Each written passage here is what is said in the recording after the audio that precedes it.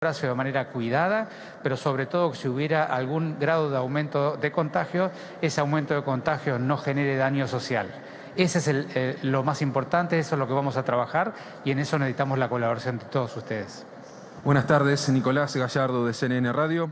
La primera pregunta quizás es más sanitaria, después sí una política. La sanitaria es, distintos infectólogos dan cuenta que la tercera dosis quizás deba darse este año, producto del vencimiento de algunas vacunas, más quienes se vacunaron más temprano, que podrían perder la efectividad de su doble vacunación. Si podría indicar si esa es la prioridad y si debería darse este año o no. Y por último, para el jefe de gobierno porteño, precisamente, el gobierno lanzó un acuerdo con la oposición y empresarios después de las elecciones. ¿Usted está de acuerdo? ¿Se sentaría en una mesa después de las elecciones? Gracias.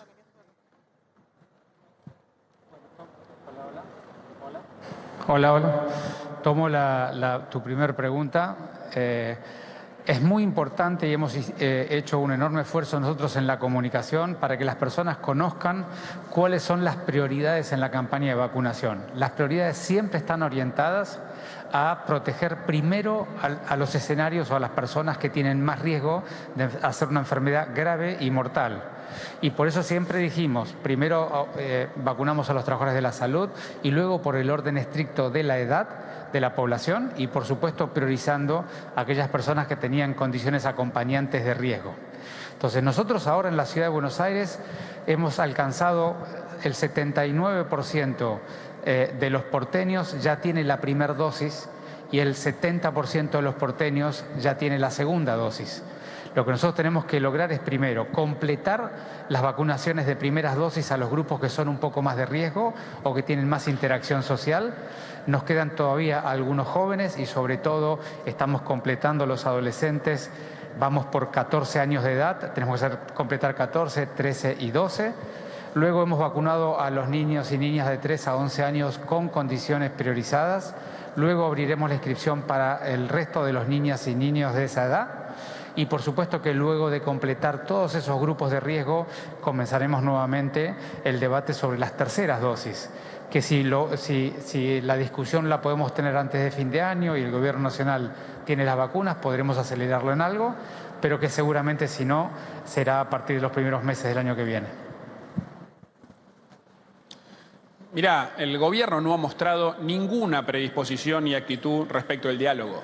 O sea, resulta sorprendente que se acuerden de eso, no sé, 2 semanas antes de la elección y además lo lancen por trascendidos en las redes o en los medios.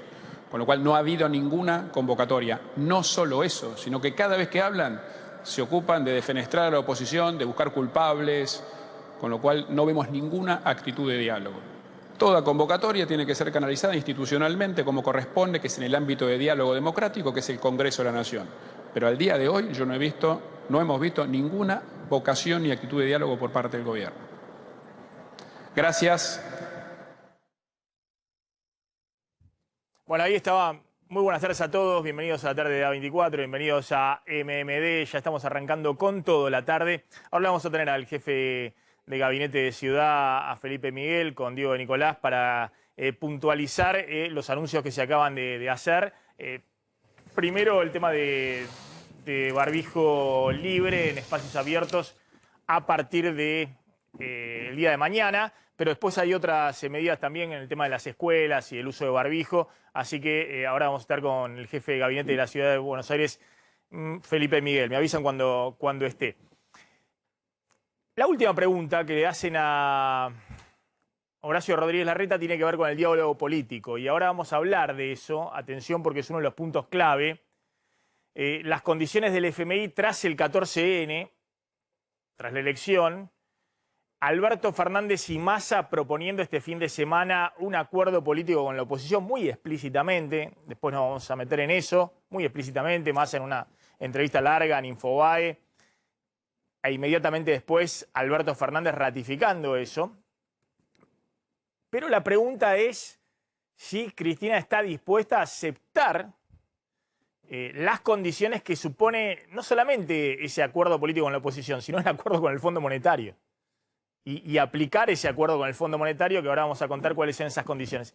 Y también, en un rato va a estar Lustó acá en el programa, Martín Lustó, también cómo se planta la oposición. Pero claro, la responsabilidad de la oposición siempre es menor que la responsabilidad de alguien que está en el gobierno, que está gestionando. Por eso hay diferencia fuerte también en la oposición. Lo veían ahí a Larreta, en este momento, en medio de la campaña, si bien dijo soy un fanático antigrieta, la grieta ha sido una catástrofe, lo dijo hace unos días en IDEA, ahí salió a plantear claramente, bueno, el gobierno no ha mostrado señales de diálogo político y fundamentalmente todos están viendo, no digo sorprendidos a esta altura, pero sí absortos, la puja interna dentro de la coalición de gobierno respecto a cuál es el rumbo, porque han salido fuerte del ala del kirchnerismo más duro a bombardear la propuesta de Alberto Fernández y Massa. En un ratito vamos a hablarlo con Gustavo Marangoni, que ya está aquí en el programa, en el piso. Voy a arrancar con esto, ¿no? Con lo que está pasando en términos económicos, con lo que está ocurriendo desde el punto de vista de lo que venimos notando, la aceleración de la inflación, muy alarmante en septiembre, pero también en octubre. Ahora Slotnick tiene nuevos datos con esto.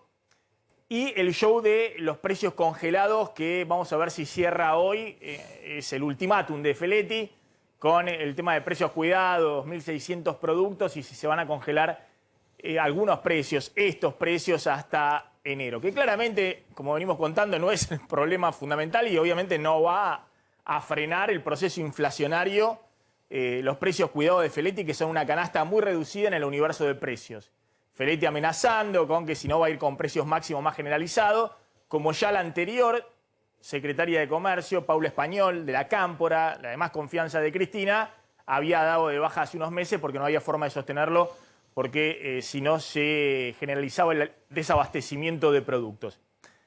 Pero ahora, atención que se disparan los riesgos tras el 14 de noviembre. No por, insisto, lo que aparece en los medios, porque también, así como Feletti hace su juego político, y para eso está Feletti, el secretario de Comercio, designado recientemente ahí, mostrándose duro de que va a aplicar algo para proteger la canasta de alimentos, sabiendo que tiene dos palitos en la mano, que no tiene instrumento para frenar lo que está ocurriendo con la aceleración inflacionaria y de la canasta de alimentos.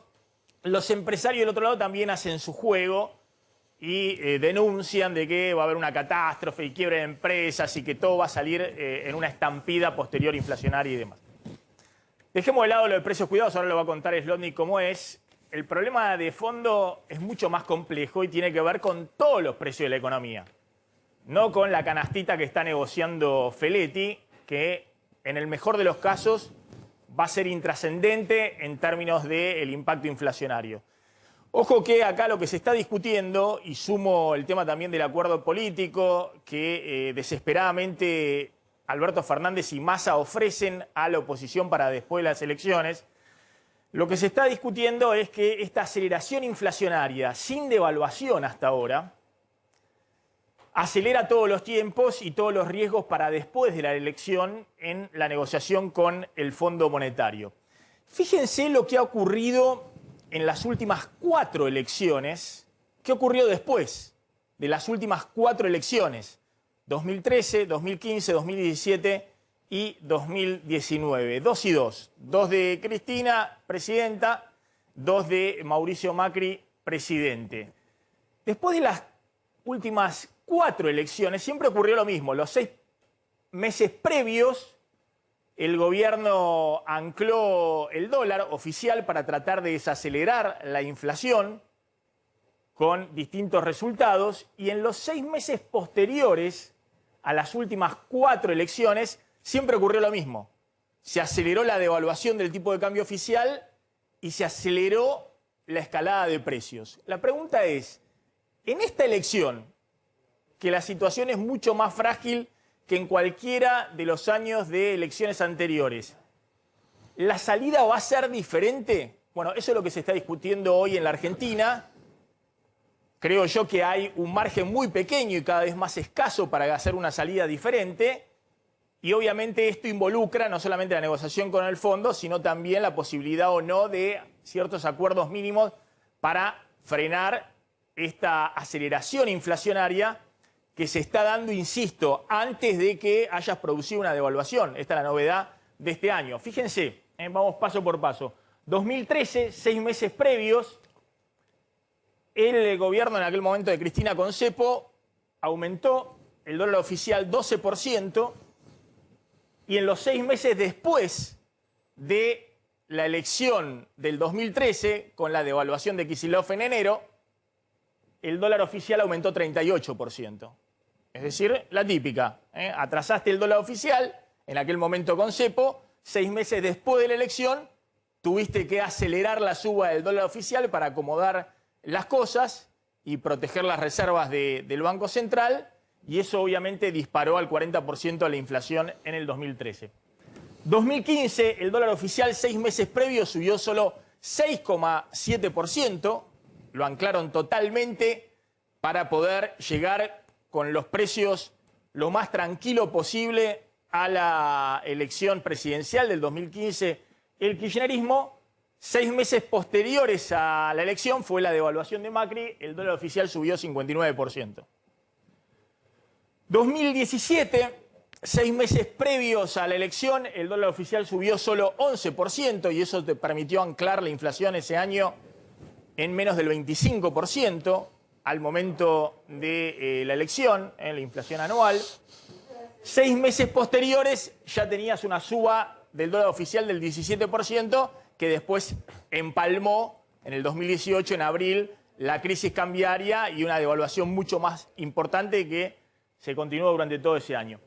2019, aún cuando venías de 50% de inflación y venías de una crisis cambiaria importante en el año previo, en 2018, con Mauricio Macri, en el 2019 el gobierno hace también la de manual, logra anclar 6 meses previos a las PASO en el 2019, todo lo demás tomó la elección de octubre, pero esto es la elección de las PASO, y logra que los 6 meses antes de la PASO la inflación aumente solo el dólar aumente solo 13,7%, el dólar oficial, como forma de anclar los precios. Bueno, 6 meses posteriores a la PASO del 2019, lo que todos conocen, la devaluación del día siguiente a la elección del 12 de agosto, el dólar oficial subió 41%. Es decir, en todas las elecciones lo mismo. 6 meses antes de la elección frenaron el dólar oficial, 6 meses después se les disparó el dólar oficial y detrás de eso el empuje inflacionario. Y fíjense lo que está pasando en 2021. El dólar oficial en estos 6 meses, desde que lo anclaron totalmente en marzo, al 1% mensual, subió solo 7,9%, prácticamente nada. Tenés inflaciones de 3,5% mensual, es decir, 2 meses te comiste toda la suba del dólar oficial. Y la pregunta es cómo se sale de esto. Es decir, qué va a pasar los próximos 6 meses y fundamentalmente en el verano en la Argentina, si en medio de una negociación con el fondo que te va a reclamar proteger las reservas del Banco Central y empezar a acumular reservas, que no ocurra lo que ocurrió este año, que el Banco Central empezó con un nivel de reservas netas que va a ser el mismo que tenga a fin de año, es decir, no pudo acumular nada de reservas pese a que tuvo la mejor cosecha histórica y el mayor ingreso de dólares por la cuenta comercial de las últimas décadas. Bueno, si eso va a llevar inexorablemente en los próximos 6 meses después de la elección del 14 de noviembre a una corrección cambiaria que dispare todavía más los precios detrás. Esa es un poco la discusión que hay en este momento en el escenario político y por eso ahora vamos a ver en detalle, más allá de la desesperación del gobierno por los precios cuidados ahora en el corto plazo y demás, está esta oferta de un acuerdo político con la oposición, con los sindicatos, con los empresarios, que trate de encontrar después del 14 de noviembre una salida distinta a la que ha sido la salida de siempre. Con el agravante de que hoy la situación de fragilidad del Banco Central es mucho mayor que cualquiera de los momentos anteriores que mencioné. Hay muchas menos reservas en el Banco Central, netas, reales, que los que había en el 2013, cuando ya había cepo. Hay menos reservas de las que había hoy, inflación del 25%, tanto 2013, 2015, inflaciones de 25%. En el 2017, 25%, Acá ya venías con una dinámica inflacionaria del 50%, pero gracias al megapréstamo del FMI habías recompuesto reservas, tenías margen todavía de maniobra. Acá estás hoy sin reservas en el Banco Central, con 50% de inflación y acelerándose antes de cualquier devaluación. Es decir, antes de haber movido el tipo de cambio oficial. Con el cepo más grande que hubo en la Argentina, nunca hubo tanto cepo como ahora, ni en el 2013, en el 2015, en ningún otro momento, y con una brecha cambiaria récord que casi duplica la brecha cambiaria que tenía Cristina en el 2013-2015, que era del 50%. Hoy estamos en una brecha cambiaria de dólares alternativos que están entre 80 y 90% más altos que el dólar oficial.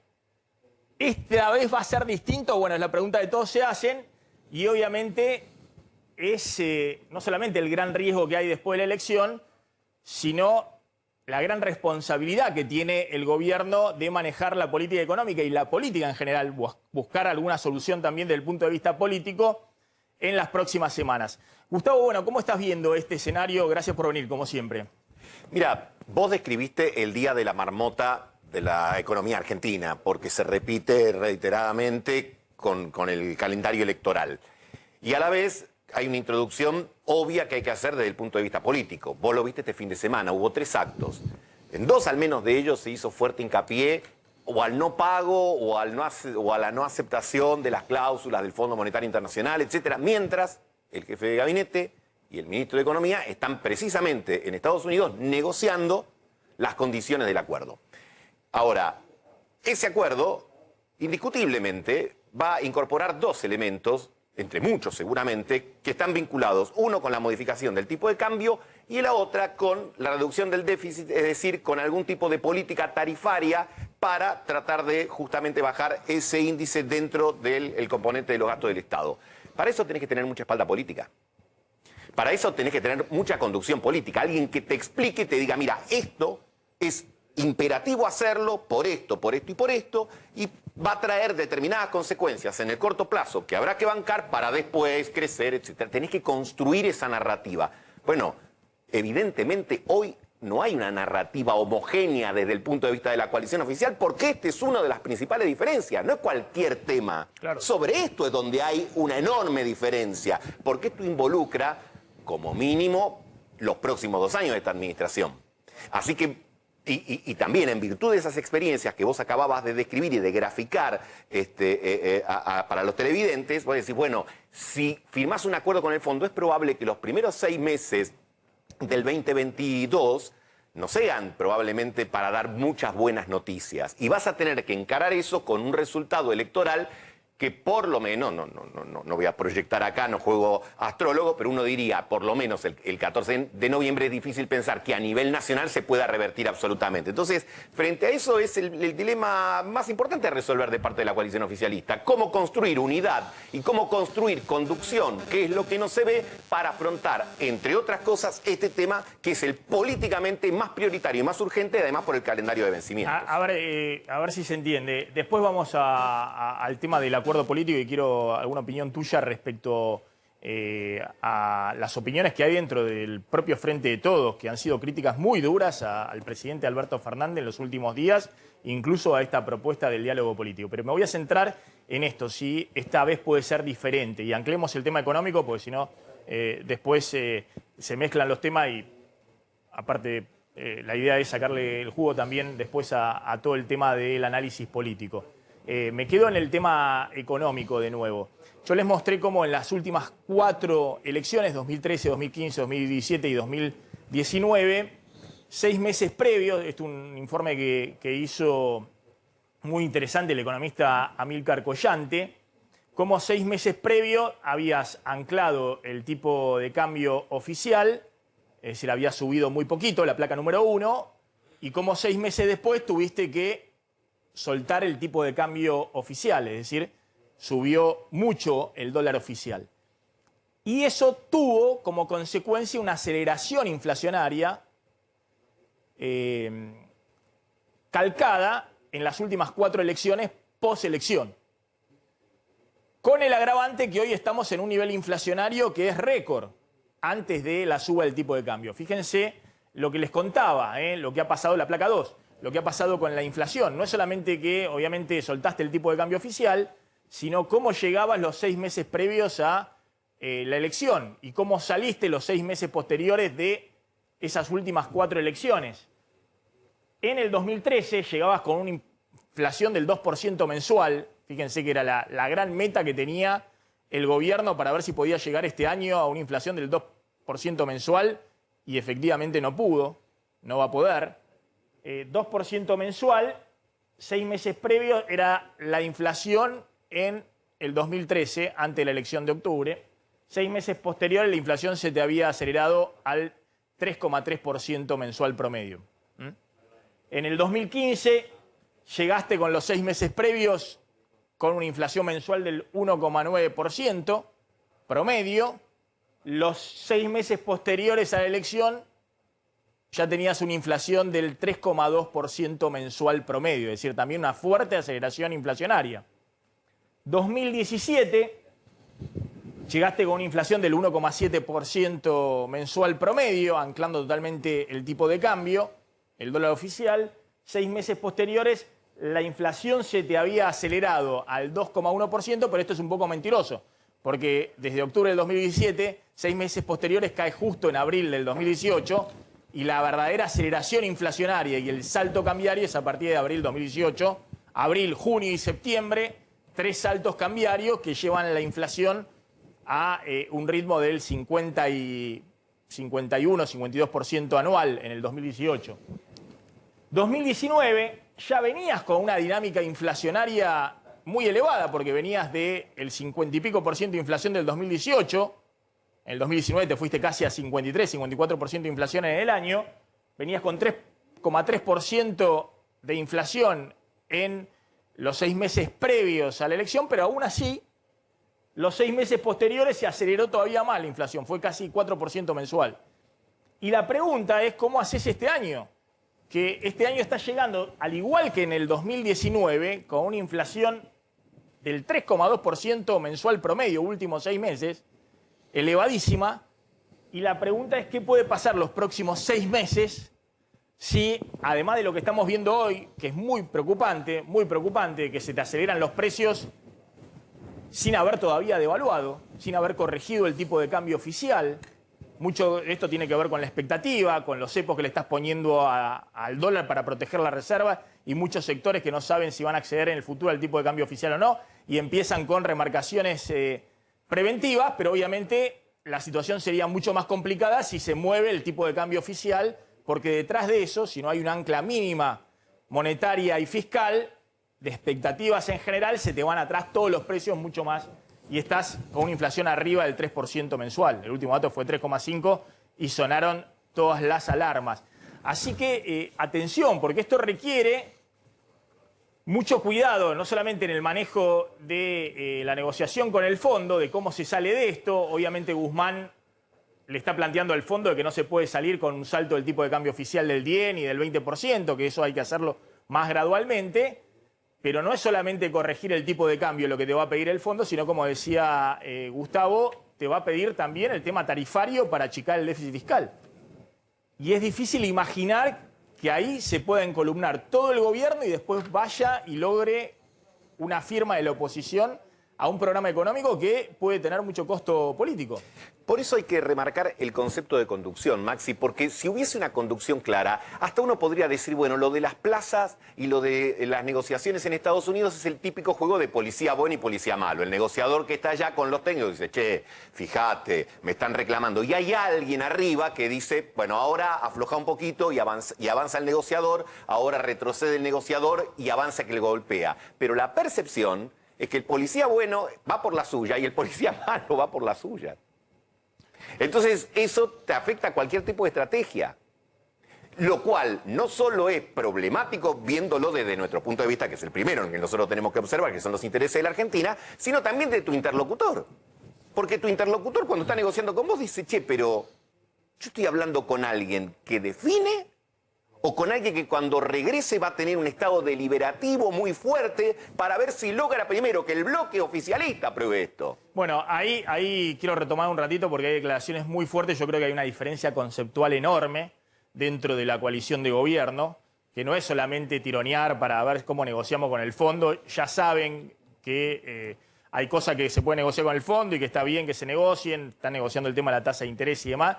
Pero el tema importante de fondo es cómo se aplica en los próximos meses la reducción del déficit fiscal que ya planteó Guzmán, la reducción de la emisión monetaria y la acumulación de reservas, que va a implicar necesariamente que el dólar oficial vaya más rápido. Ahora quiero hablarlo un poco con vos porque hay declaraciones, ahora van a ver muy duras de Bernie, que será cualquier cosa en términos políticos dentro de la coalición, pero nunca en contra de Cristina, nunca en contra de lo que Cristina piensa en los temas de fondo. Hay declaraciones fuertes de Grabois, que se suman a las de Bonafini, a las de Boudou, respecto a la orientación del gobierno y también respecto a la figura de Alberto Fernández en esta oferta de diálogo político, empresario, con los empresarios más importantes de la Argentina. Así que me interesa en un ratito tu opinión respecto a cómo estás viendo, porque así como vimos dos plazas, una el domingo y otra ayer con la movilización de la CGT en respaldo de Alberto Fernández, pareciera ser que también se están conceptualmente dividiendo el oficialismo de qué hay que hacer después de la elección y qué diálogo hay que tener con la oposición. Y Slotnick tiene la información, atención, en exclusiva de la negociación de Feletti con empresarios y el ultimátum de si cierra o no el tema de precios cuidados con precios congelados, entre comillas, hasta enero. Está Diego de Nicolás con el jefe de gabinete de la Ciudad de Buenos Aires, con Felipe Miguel. Diego. ¿Cómo te va, Maxi? Buenas tardes. Sí, Felipe Miguel está con nosotros luego de la conferencia que dio junto al jefe de gobierno de la ciudad. Bueno, han llegado al 70% de la vacunación en la Ciudad de Buenos Aires. ¿Y eso abre las puertas a qué? Bueno, es una muy buena noticia llegar a ese porcentaje porque recordemos que es el 70% del esquema completo de vacunación para toda la población de la Ciudad de Buenos Aires. Es la meta, el objetivo que nos habíamos puesto para poder dejar de usar el barbijo al aire libre. A partir de mañana, porque hoy vamos a llegar al 70%, a partir de mañana deja de ser obligatorio en la Ciudad de Buenos Aires el uso del barbijo al aire libre, siempre y cuando no haya aglomeraciones de personas. Y este porcentaje importante de vacunación, sumado a la situación sanitaria en general, que viene mejorando ya hace varios meses en términos de ocupación de camas, terapia intensiva sobre todo, en la cantidad de contagios, nos permite también tomar otras medidas, seguir llevando adelante el plan de vuelta a la normalidad que habíamos presentado hace algunos meses. Y por eso, también a partir de hoy, se terminan los aforos, las limitaciones por cantidad de gente en el transporte público, tanto en el subte como en el colectivo y los trenes. Y a partir de mañana, también algo muy importante, en los taxis. En los taxis se va a poder volver a usar el asiento de adelante. También va a dejar de ser obligatorio medir la temperatura para ingresar a ciertos locales, establecimientos, incluso las escuelas. Va a dejar de ser obligatorio tomar la temperatura antes. Y en el caso de las escuelas, muy importante también, los chicos van a poder dejar de usar el barbijo también al aire libre para llevar adelante sus actividades al aire libre, como en los recreos o en las clases de educación física. A ver, Felipe Miguel, ¿qué tal? ¿Cómo anda? Entonces, las medidas son estas ¿Qué que tal, usted... Maxi? ¿Cómo estás? Bien, son las medidas que usted enumeró. La primera, a partir de mañana, al aire libre, en la Ciudad de Buenos Aires, se va a poder dejar de usar barbijo. Usted está usando ahora barbijo, está en un lugar amplio, pero lo mismo está bajo techo. ¿Eso es obligatorio? ¿Sigue siendo el barbijo bajo techo? Sí, en los lugares cerrados sigue siendo obligatorio por ahora. Nosotros venimos recorriendo el plan de vuelta a la normalidad que presentamos en su momento, hace ya algunos meses, que tenía 6 etapas. En la sexta etapa, que es la última, donde se terminan de eliminar todas las restricciones y todos los protocolos, es el momento en el que dejará de ser necesario el uso del barbijo en los espacios cerrados. Por ahora, en los espacios cerrados sigue siendo obligatorio. Es decir, que para el ingreso de algún restaurante, a locales comerciales y demás, por ahora sigue siendo obligatorio. Sí, así es. Pero hoy la verdad, Maxi, me quiero enfocar en la buena noticia de que deja de ser obligatorio y basado en datos, basado en la evidencia, deja de ser obligatorio al aire libre. Vamos a poder volver a vernos la cara cuando caminamos por la calle, en la avenida Corrientes, cuando vamos a un parque, a una plaza, por Palermo. La verdad que es una buena noticia, es un paso más en esta vuelta a la normalidad e incluso en el reencuentro, en el relacionamiento con todos nuestros vecinos, nuestros amigos, nuestros familiares también. ¿Cómo viene el tema de la vacunación en Ciudad de Buenos Aires para que hayan anunciado esto? Ahí estaba viendo los números total país, se estaba en 68% primera dosis y ya se estaba casi cerca del 55% con esquema completo. Obviamente todo eso se va a acelerar ahora con la vacunación a menores, pero ¿cómo vienen esos registros en la Ciudad de Buenos Aires? Bueno, nosotros, primera dosis a los mayores de 18 años, ya llegamos al 100%. Hoy, más que nada, estamos monitoreando el esquema completo sobre toda la población y por eso este número es tan importante, porque demostró en muchos otros países también que a partir del 70% de esquema completo para toda la población es muy fuerte la inmunidad que se tiene y el impacto que tiene para reducir los riesgos de contagio, por supuesto, para reducir también, en el caso que se produzca un contagio, la gravedad del mismo. Hoy nosotros estamos completando la vacunación de dos grupos fundamentalmente, aquellos que están entre 12 y 17 años, que venimos haciéndolo gradualmente, ¿no? De mayor a menor, 17 años, 16, 15. Hoy ya estamos vacunando a los chicos de 14 años y al mismo tiempo estamos vacunando para el grupo entre 3 y 11 años a aquellos que tienen condiciones priorizadas. Y como explicaba Fernán también hoy en la conferencia de prensa, una vez que se completen prioritariamente estos grupos y terminemos también de 3 a 11 para la totalidad y no solo para aquellos que tienen condiciones priorizadas, se empezará a trabajar en los esquemas de terceras dosis, que todavía hay que terminar de definirlos. Es decir, ahí se va a empezar a ver qué sectores o grupos etarios requieren una tercera dosis, seguramente mayores de 70 o de 80 o en algún momento mayores de 60, pero eso todavía no está definido cuándo se aplicaría terceras dosis. Exactamente, todavía no está definido, va a definirse seguramente en los próximos días o semanas, mientras sigue avanzando la vacunación y nosotros en la ciudad vamos a seguir avanzando a la mayor velocidad posible. Así que recibamos las vacunas, las vamos a estar aplicando porque está clarísimo que es la mayor herramienta que tenemos para poder salir de manera definitiva y sostenida de esta pandemia, de esta pesadilla que nos tocó atravesar. Felipe Miguel, brevemente, y le voy a hacer una pregunta política al final, pero brevemente, hoy, ahora vamos a estar en Ezeiza también, se elimina el cupo de ingreso por Ezeiza y también el test de antígeno que había que hacerse cuando uno llegaba por Ezeiza, había que hacerse un test, esperar 2 horas y demás, y eso congestionaba mucho, pero se elimina eso también, entonces se elimina el cupo. De alguna manera, ustedes están viendo que esto que se habló mucho, la variante Delta, que obviamente significó un rebrote muy importante en Europa, en Estados Unidos, en otros países, ¿en la Argentina ha pasado de largo? Mira, yo te hablo de la ciudad de Buenos Aires. Sí, nosotros claro. seguimos muy atentos a la evolución de la variante Delta. Los casos siguen bastante estables, con un R alrededor de 1, pero es cierto que en ese número de contagios, que hoy el promedio es de 142, acordémonos que el promedio de contagios llegó a 3.000 casos, hoy es de 142 casos promedio, la proporción de Delta es mayor que hace algunas semanas de esos casos.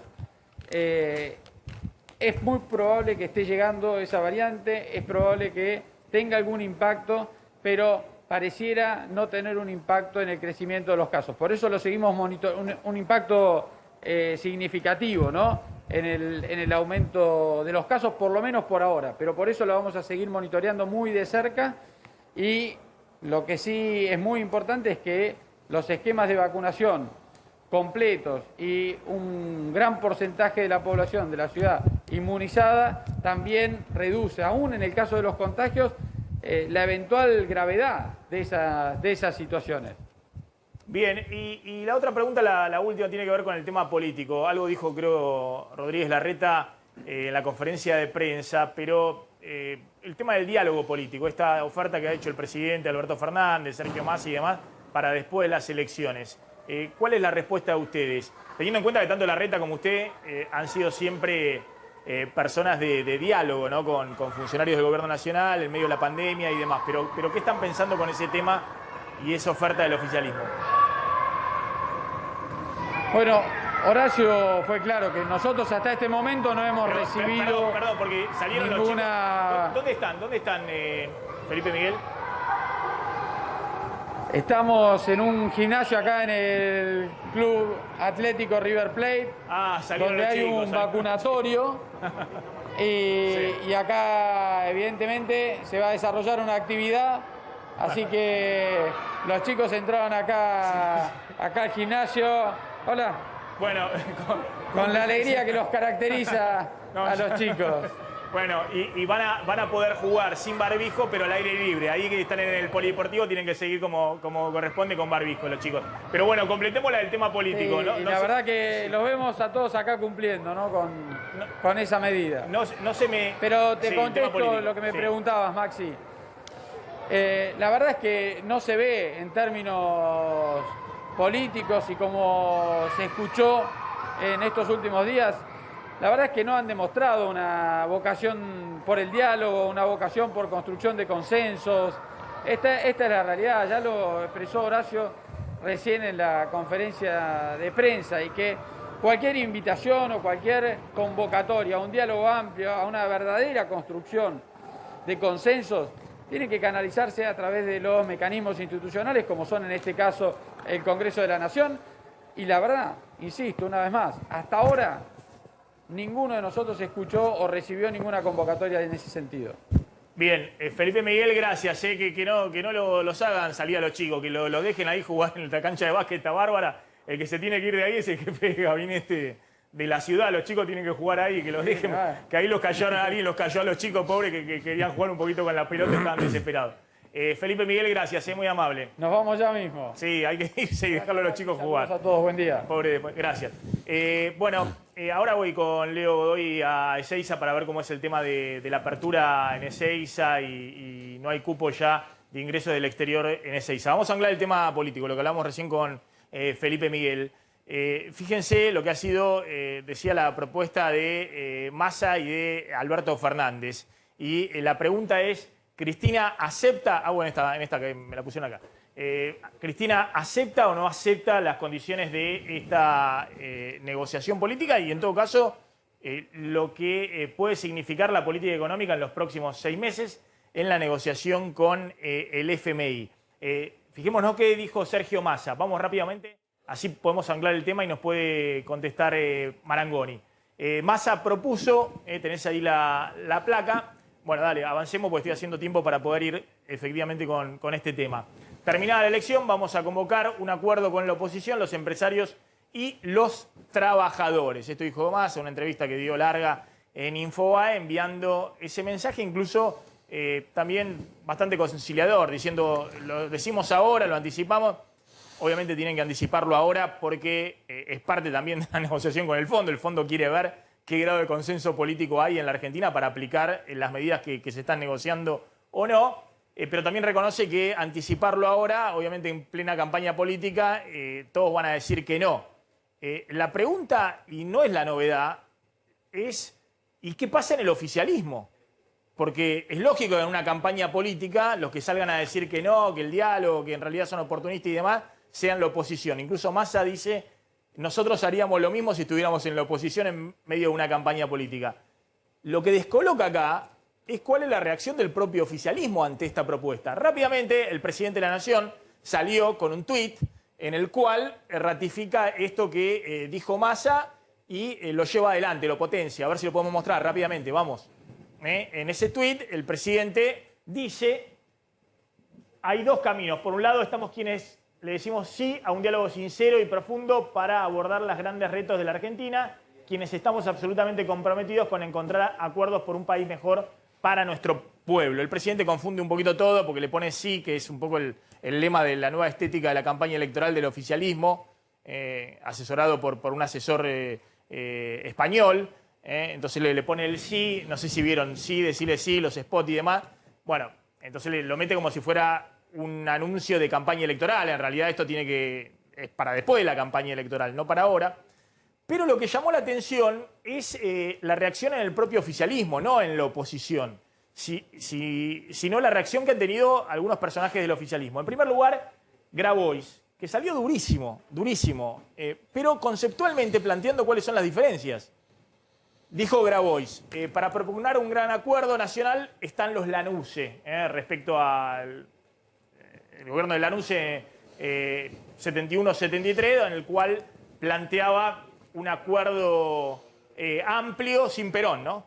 Digamos, todo menos Perón, digamos, poniéndole el veto con el peronismo, pero sin Perón. Pero agregó Grabois, fíjense, no necesitamos eso, necesitamos el acuerdo, dice Grabois. Necesitamos un nuevo Perón que recoja toda la fuerza acumulada en el seno del pueblo y la conduzca en la construcción de la nueva Argentina, moleste a quien moleste. En general, yo no tomo en cuenta mucho lo que dice Grabois en términos de la línea interna del gobierno. Pero en este tema me parece que es interesante respecto a lo que puede pensar Cristina hacia adelante.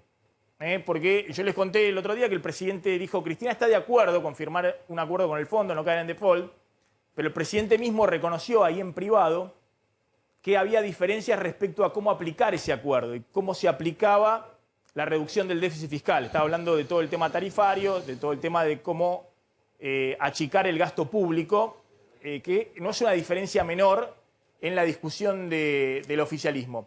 En los últimos meses pareciera haber cierta competencia para ver quién es el mejor garante de los intereses y la estabilidad que exigen los monopolios, la oligarquía y los factores de poder real de las élites, dice Grabois.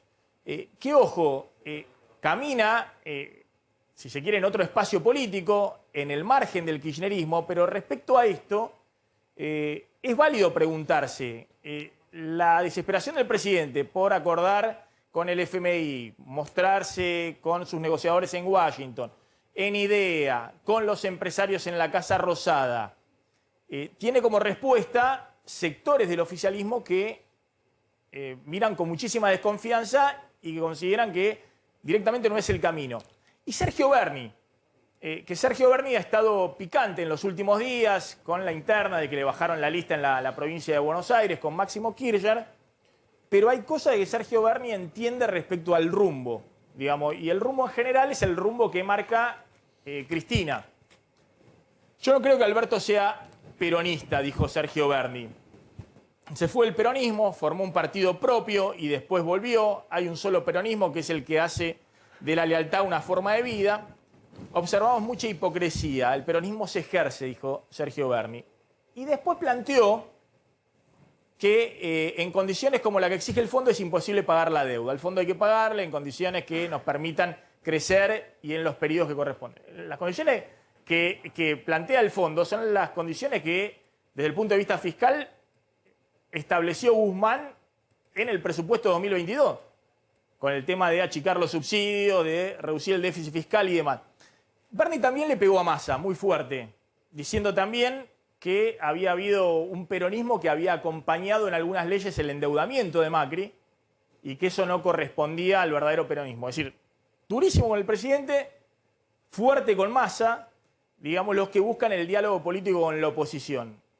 ¿Cómo ves, Gustavo, ahí un problema difícil de resolver si te querés sentar a una mesa de negociación con la oposición, que obviamente está hoy fortalecida, pero no se cierra filas dentro del propio oficialismo? En primer lugar, lo obvio, estamos en tiempos de competencia, así que no hay incentivos a la cooperación, por lo menos hasta el 14 de noviembre. Después del 14 de noviembre, acabas de mostrar algunas de las diferencias que hay en el bloque oficial. Y yo te diría, la política no comienza cuando vos anunciás el fin. La política comienza cuando vos empezás a ver los medios para alcanzar ese fin. Porque decir que vos estás de acuerdo con firmar con el Fondo Monetario Internacional en tanto y en cuanto salvaguarde tal cosa y tal otra, te digo, bueno, eso no es estar de acuerdo, es sí pero no. Vas a tener que decir que sí cuando tengas la letra chica y los números concretos. Ahora, eso te genera a la vez dos interrogantes, porque la pregunta es, si negociás desde el gobierno, asumís un riesgo de una fractura ya más explícita y más expuesta que la que estamos viendo, y por el otro lado de la oposición, ¿cuál es el incentivo a cooperar si la cooperación también puede llevar a que algunas divisiones que tiene la oposición, lo que pasa es que en la victoria quedan, ¿no?, pasan más desapercibidas porque son todos más felices, digamos, pero pensando que ya el verano 2022 es, de alguna manera, y a algunos les parecerá apresurado, pero vamos a decirlo, es la antesala de la discusión presidencial del 2023, ¿cuál es el incentivo para cooperar? En todo caso, no poner piedras en el camino, pero de allí a un acuerdo, sobre todo teniendo en cuenta, y perdóname que me vaya un poco más atrás, el único acuerdo bipartidario que hubo en la Argentina moderna, es decir, post-83, fue para reformar la Constitución del 94 y rompió el bipartidismo. Por lo tanto, acá cualquiera sabe que firmar un acuerdo tiene el riesgo de que por izquierda o por derecha te jueguen y te dejen en offside. Es muy interesante lo que planteas. Ya está Martín Lusto, vamos a hablar con él. Está ingresando acá al estudio, vamos a estar hablando con él, porque también está todo el tema en la negociación con el fondo respecto a un escenario completamente inédito, digamos. ¿Cómo vas a un acuerdo con el fondo en una situación de máxima debilidad, sin reservas, con diferencias políticas importantes y, bueno, y sin garantía de que en los próximos 6 meses puedas evitar, después de 4 años de licuación del salario real y de recesión y de todo lo que ya saben, una crisis igualmente profunda? Están Hernán Lombardi y Omar Plaini. Vamos a discutir unos minutos con ellos este tema del acuerdo político y para qué quiere el acuerdo político el oficialismo. Empiezo por Omar, gracias a los dos. Omar, ¿hay consenso dentro del oficialismo para el tema de un acuerdo político y para qué quieren el acuerdo político? No se termina de entender y hay críticas fuertes dentro del propio espacio. Tal, buenos días, Maxi. Sí. Mira, obviamente que el gobierno está haciendo un llamado, el mismo llamado que también hace la CGT a partir de su movilización multitudinaria de ayer, donde elaboramos un documento y claramente planteamos nosotros que hay que promover y profundizar el diálogo social e institucionalizarlo. Esto es clarísimo, lo ha planteado el movimiento obrero y lo ha planteado el gobierno. Y obviamente la situación que estamos viviendo es muy complicada, muy compleja, y el diálogo tiene que existir siempre, de parte del gobierno, de todas las fuerzas políticas, obviamente del movimiento obrero y el sector empresarial. Eso es un instrumento necesario, no solamente para diagnosticar la crisis, sino fundamentalmente para buscar un crecimiento uniforme y equitativo de nuestro país. Es fundamental que exista ese diálogo. Después hay expresiones individuales que, la verdad, a mí no me gusta adjetivar. Yo creo en las políticas de Estado, en la política pública, y para superar la crisis hay que avanzar en esa dirección. Y está bien que el gobierno lo convoque, en este caso a través del presidente de la Cámara de Diputados, y del lado de la oposición, que obviamente suele hablar mucho de republicanismo. Lo mejor que nos puede pasar a todas y a todos en la República Argentina es que exista esa mesa. Pero más, antes que todo esto, en más de una oportunidad, la vicepresidenta lo ha planteado, temas centrales como deuda, cómo resolvemos el tema del endeudamiento que tenemos con el Fondo Monetario, tema inflación y tema empleo genuino. Esto es trascendente y esto hay que abordarlo, Maxi, hay que abordarlo sí o sí. Es una responsabilidad que tiene la dirigencia política, la dirigencia sindical, la dirigencia empresaria. Todos tenemos esta responsabilidad y me parece correcto que el gobierno lo haya planteado en los términos que fue planteado. Lombardi. ¿Qué tal? Buenas tardes, Maxi, ¿cómo estás? Bien, gracias. Mira, a mí me parece que justamente lo primero que hay que hacer es que el gobierno tiene que, primero, unificar el liderazgo. Hay que unificar un liderazgo, cualquiera fuera, ¿eh? Yo no me meto en la interna de otra fuerza política, pero tiene que unificar un liderazgo. Acá tuviste una plaza del sábado, una plaza del domingo, una plaza del lunes. Las tres dijeron cosas antagónicas. Entonces, está evidentemente el sector del presidente, el sector de la vicepresidenta de la Nación. Entonces ellos tienen que unificar un liderazgo. Después de unificar ese liderazgo, tienen que unificar una propuesta. Porque una cosa es un liderazgo, otra cosa es una propuesta. Y recién con una propuesta, podés intentar buscar alguna cuestión en la cual nosotros evidentemente siempre vamos a ser constructivos. Ahora, no deja de ser sorprendente que en el mismo tuit que pone el presidente de la Nación, y vos lo marcabas recién, convocando al diálogo, pone el logo de la campaña electoral. El presidente está tan confundido que hasta esto, que evidentemente lo están haciendo en la campaña electoral, porque cualquier cosa de esta sucede después que se vea cómo son las fuerzas, cómo quedaron distribuidas las fuerzas, hasta en eso pone la campaña, es decir, no puede dejar de poner la marca de origen. Son cuestiones de campaña electoral, pero yo digo, para trascender un poquito esto, porque los problemas de la Argentina son mucho más graves, señores, unifiquen el liderazgo, unifiquen una propuesta y después vemos.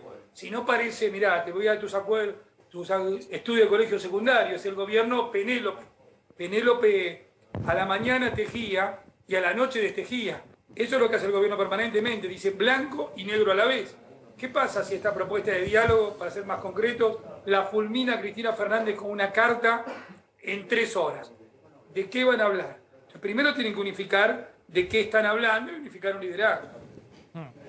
Plaini, de alguna manera hay un oficialismo que está fracturado más allá de lo obvio, digamos, de la de la vicepresidenta con el presidente y la falta de diálogo político a partir de la carta y demás. Pero hay también diferencias conceptuales profundas respecto a que obviamente todos quieren, como decía acá Marangoni, todos quieren el bienestar de los argentinos, la mejora de los ingresos de los trabajadores, la reducción de la pobreza. Pero hay diferencias profundas respecto a cómo alcanzar esos objetivos, respecto a la orientación básicamente del gobierno para los próximos 2 años. A ver, no coincido con este planteo que se hace de las 3 plazas, unificar liderazgo, no coincido en absoluto. En primer lugar, las coaliciones son relativamente nuevas en nuestros países, que son de carácter presidencialista. En todo caso, en la vieja Europa, que tiene un carácter parlamentario, allí las coaliciones funcionan y tienen problemas también. Y el problema no lo tiene solamente, o las discusiones o las divergencias no están en la coalición de gobierno, que se nota mucho más, sino que está en la oposición también. Primera cuestión para poner en blanco y negro. Liderazgo hay, este es un país presidencialista, está claro. Y dije anteriormente, la vicepresidenta de la Nación, Cristina Fernández de Kirchner, fue la primera cuando puso en el centro de la discusión el endeudamiento externo, de que había que juntarse en una mesa todos los sectores para abordar temas tan profundos como este. En cuanto a las 3 plazas, no hubo 3 plazas. Esto no es una cuestión de 3 plazas. En primer lugar, el movimiento sindical ya había planificado a las 48 de horas de la PASO movilizarse el 18, por la representatividad que tiene la CGT, por nuestra propia situación interna que tenemos que resolver y vamos camino a resolverla el 11 con la unidad nuevamente que tanto nos reclama la base. Y lo otro, el 17 de octubre, nosotros sabemos que hay plazas por todos lados, que hay expresiones contra el fondo, hay expresiones en las plazas, pero eso no es que hay 3 sectores. Hay una multiplicidad en una coalición que es plural, donde se expresa. Como se expresa la oposición también. Hay distintas voces también en la oposición. No hay un liderazgo en la oposición que determine una sola voz. Y en cuanto a lo nuestro... Sí, pero en general cuando estás gobernando es un poquito más complejo ese tema. Es lo que dije. Cuando estás gobernando tiene otra complejidad que no tiene cuando sos oposición, porque las responsabilidades son distintas. Así que por ese lado, digamos, en todos lados se cuestionaba si hubiera que usar un término vulgar. Pero claramente el gobierno ha enfocado hacia una dirección. Y es claro eso. Ha dicho, hay que abordar la crisis de la informalidad, hay que abordarla con empleo genuino, como sostiene el movimiento sindical organizado, hay que promover una alianza entre la producción y el trabajo, hay una responsabilidad social empresaria, que lo dijimos en el documento, que también le cabe a los sectores de mayor concentración económica, y hay una reconstrucción del Estado que nosotros la miramos desde el punto de vista de un Estado regulador. Estas son cosas claras, están Maxi ahí. Después, obviamente, es el electorado el que va a definir estos 2 modelos de país. Hay un modelo de país que cree en el libre albedrío del mercado y hay otro modelo de país, si querés simplificando, que creemos en el estado de bienestar. Esto ha sido así durante mucho tiempo. Y esta es la discusión que está. Ahora, la chicana, la adjetivación, la agresión, no sirve de nada. Aquí hay que discutir ideas, hay que discutir propuestas, dejarnos de chicana, de esto o el otro. ¿Por qué? Porque hay un pueblo que hoy la está pasando mal. Porque estamos hablando de más del 40% de pobreza, estamos hablando del 45%, hay más informalidad que formalidad. Ahora, nadie puede negar que el gobierno recibió una situación social totalmente agravada y que la profundiza los efectos de la pandemia. Obviar esto es no querer reconocer absolutamente nada. Pues bien. A ver, Plaini, para hacer... ya está Martín Lustó. Mostrémoslo a Lustó, que está acá sentadito esperando. Gracias, Martín, por venir. Sé que me había quedado una pregunta que te quería hacer en términos económicos y se me fue la cabeza, todavía la estoy buscando. ¿Viste? Ya te va a venir. No, pero hay una cosa muy interesante que quiero... Justo digo, el Lustó es ideal para que conteste esto, ¿viste? Así que ya me va a venir y ya vamos a estar en unos minutos dialogando acá con Martín Lustó. En un momento también... clave desde el punto de vista político, ¿no? Algunos dicen los dialoguistas son Larreta, Lustó, Vidal, le voy a preguntar también eso, ¿no? Más allá de la campaña electoral. Hernán Lombardi, te hago una última. ¿Ustedes son conscientes, o mejor te la digo abierta, ¿vos crees que este es un gobierno fuerte o un gobierno muy débil? Te lo pregunto porque en algún momento la campaña de la oposición se estructuraba respecto a que había que frenar al kirchnerismo, que venían con todo y demás. Con eso se hizo campaña durante mucho tiempo, cuando efectivamente el kirchnerismo en algún momento mostraba mucha fortaleza, después del 54% del 2011, incluso en el 2013. Pero te la dejo abierta. ¿Vos crees que este es un gobierno fuerte o un gobierno débil, frágil? Maxi, es un gobierno sin ideas, más que fuerte o débil. Recurrir al congelamiento de precios parece antediluviano. ¿Se te ocurre alguna idea más antigua que frenar la inflación mediante el congelamiento de precios? Yo digo, simplemente ver la historia. Yo lo escucho a Plaini, me parece que tiene una experiencia. Él sabe cómo terminó la concertación de precios y salarios de José Bergelber. Terminó el Rodrigazo. Y esta vez las variantes están mucho peor, porque no se dan cuenta que estamos parados sobre el 45% de pobres, que las reservas del Banco Central son prácticamente muy, muy bajas, que tenemos una brecha entre el dólar real y el dólar formal mucho más grande que en la época de Cristina Fernández. Y estamos parados sobre un volcán y surgen las ideas más antiguas de todas. Yo no digo ni fuerte ni débil, es un gobierno sin ideas y sobre todo sin cohesión. Pero a nosotros, le quiero decir al señor Plaini, que a nosotros esto no nos regocija. Quisiéramos que se unifiquen para poder tener con un gobierno unificado, entendemos que unificación es la diversidad, pero el problema es que tienen posiciones antagónicas sobre el tema central, porque acá lo que viene en un mes y medio es qué hacen con el Fondo Monetario Internacional, y qué hacen con la deuda y qué hacen con la inflación. Entonces, en ese punto, que es el núcleo del problema, tienen posiciones contradictorias y antagónicas. Por supuesto que nosotros tenemos diversidad, pero francamente creemos que nuestra diversidad nos enriquece. Yo creo que el gobierno tiene posiciones antagónicas, que insisto con lo de Penélope, tejen en la mañana, destejen de noche. Bien, Lombardi, gracias, muy amable. Gracias, Plaini. Muchas gracias a los dos. Déjame Maxi, que responda, porque si no, yo no entro en las chicanas.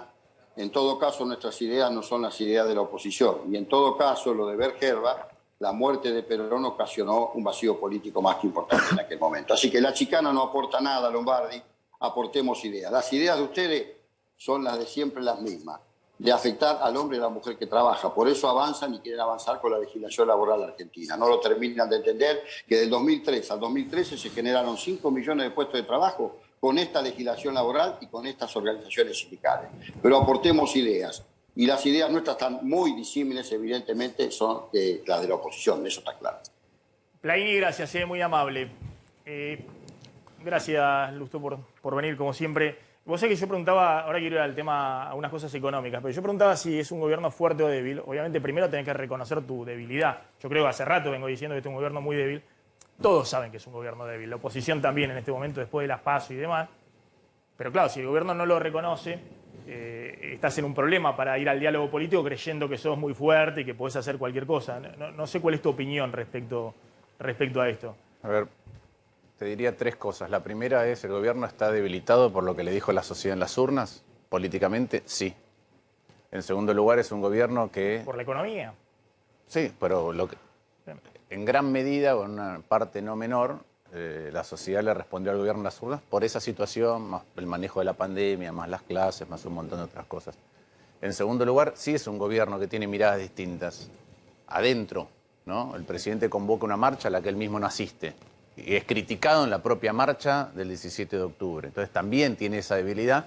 Pero como me dijo una persona en la cual yo confío en su experiencia, en su conocimiento, los presidentes siempre tienen más poder de lo que creen. Entonces, la verdad es que es el presidente de la Argentina y creo que tiene más poder del que él por ahí sospecha que tiene. Lo que pasa es que ese poder no se ejerce. La presidencia tiene un poder no menor en cualquier país del mundo y en la Argentina mucho más. ¿A qué te referís con eso? ¿Que Alberto Fernández debiera mostrar más firmeza en la conducción de su espacio político? Que si un presidente tiene más convicción y más capacidad de mostrar el sendero en el que quiere caminar, siempre puede convocar a algo sincero. Desde los propios, hasta los que están en la periferia, hasta los otros, hasta la oposición, siempre. Es decir, nunca ha ocurrido, pero eso nunca ha ocurrido. Plantear un diagnóstico descarnado de la situación y decir, miren, no ocurrió necesito colaboración. Y sí, y no ocurrió desde el principio de la pandemia. Porque hubo hubo una puesta en escena de un supuesto acuerdo que para mí el presidente rompió el día que le sacó los fondos a la Ciudad de Buenos Aires y eso nunca se pudo recomponer, reconstituir. Pero después, en otras cuestiones no directamente atinentes a lo sanitario, había cosas que la Argentina tenía que abordar o iban a tener consecuencias como estamos teniendo en materia económica, sin ninguna duda. Y tampoco hubo un diálogo ahí en un momento crucial de la Argentina. ¿Por qué digo crucial? Porque los argentinos ya estamos acostumbrados a vivir crisis. Ustedes recién nombraban el Rodrigazo, después tuvimos la tablita, la crisis de la deuda, la Hiper 1, la Hiper 2, el tequila, la depresión económica del 98 al 2001, la explosión, la crisis financiera de los Supremos. Estamos acostumbrados. Pero esto ha impactado estructuralmente distinto. Y no es menor lo que decía Lombardi. Ya hemos tenido niveles de pobreza de esta magnitud. Sí, lo tuvimos en el pico de la hiper y lo tuvimos en el pico del 2002, en lo peor de la crisis. Pero ahí las condiciones inmediatas de la estabilización o de salida hacían que la pobreza bajara muy rápido. Ahora no. Y se han roto relaciones laborales.